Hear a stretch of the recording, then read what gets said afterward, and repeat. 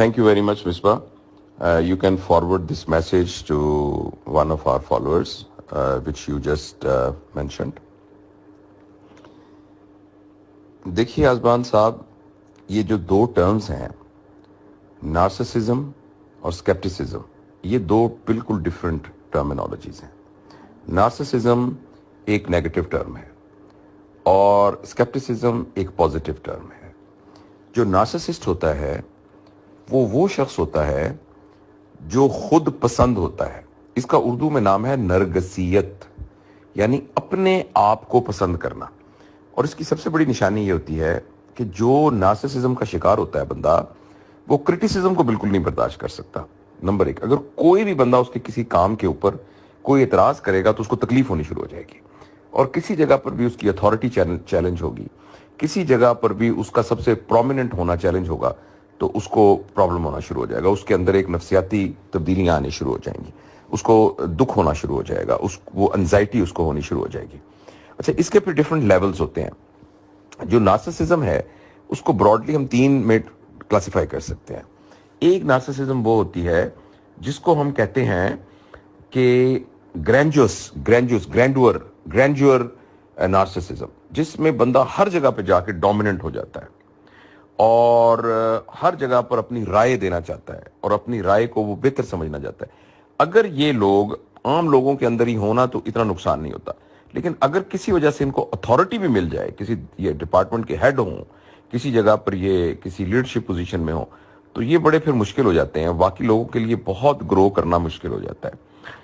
और जो इसकी दूसरी फॉर्म है उसको हम कहते हैं kind of a passive narcissist. वो बोलते तो इतना नहीं है, मगर वो दिल ही दिल में बड़े कुड़ते रहते हैं.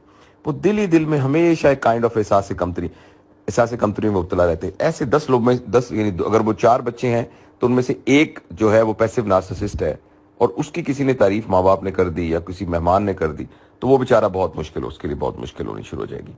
और इसकी जो सीवियर फॉर्म है उसे कहते हैं नार्सिसिस्ट पर्सनैलिटी डिसऑर्डर, जिसके अंदर बंदे की तबीयत ही ऐसी बन जाती है, वो फिर काफी डिस्ट्रक्टिव हो जाता है. तो ये सारी है ट्रेट्स. आजकल के हिसाब से आप बड़े आराम से देख सकते हैं कि हम में से अगर हमारे अंदर नार्सिसिज्म की कुछ अलामात हैं, वो ये है कि अगर आप क्रिटिसिज्म को बर्दाश्त नहीं कर सकते तो इसका मतलब ये है कि आपके अंदर थोड़ी सी ये इस तरह की ट्रेट मौजूद है. अच्छा, अब आप पूछेंगे इसका हल क्या है. इसका हल बड़ा आसान है. इसका हल यह है कि आप जो भी क्रिटिसिज्म को खुद वेलकम करें.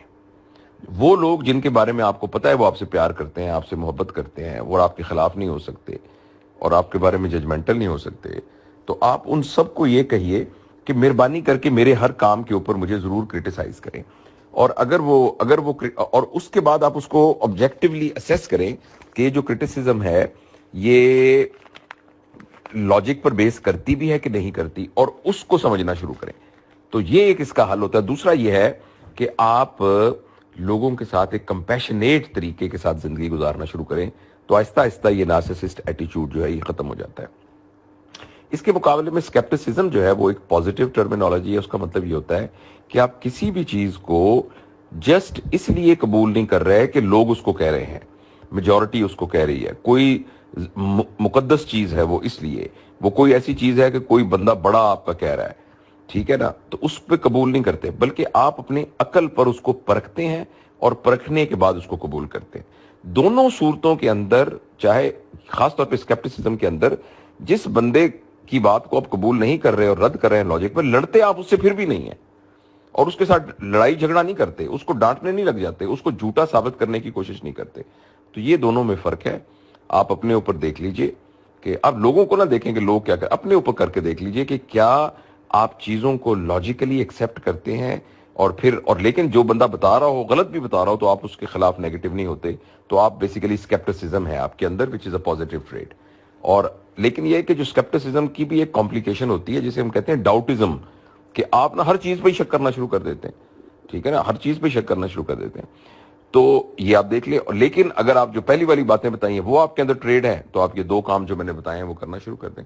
I hope this will be answering your question. Thank you very much. Misbah, आप ये आगे फॉरवर्ड कर दीजिए, वो जो हैं हमारे दोस्त.